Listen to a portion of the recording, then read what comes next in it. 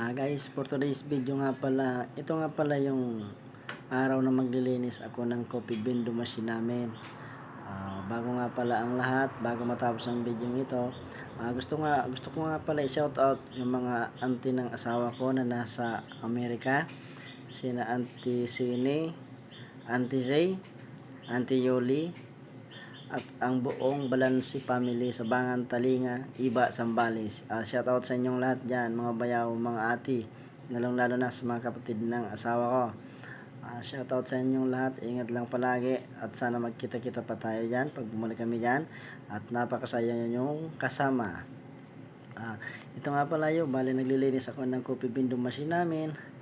Ito nga palang window coffee machine namin, nagkakahalaga po ito ng nasa 19,000.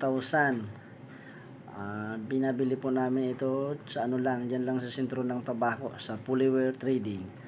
Shoutout pala dyan kay Boss Rick, kay Ma'am Apple, kay Ma'am Cathy.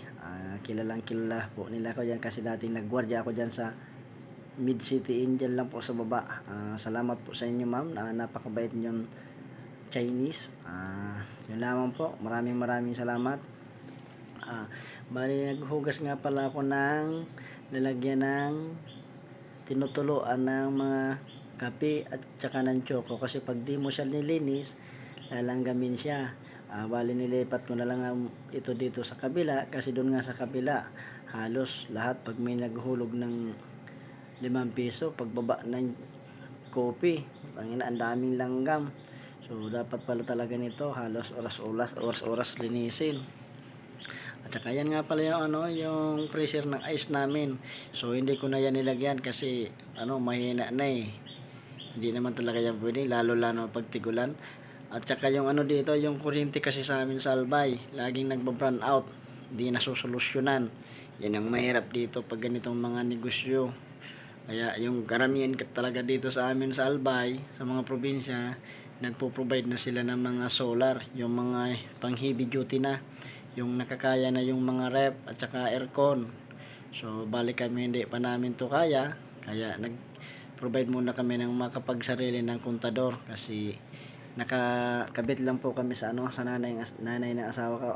Shoutout pala sa nanay ng asawa ko, si stepfather niya. Salamat. Bali 9 years kami nakikabit sa kanila ng kuryente.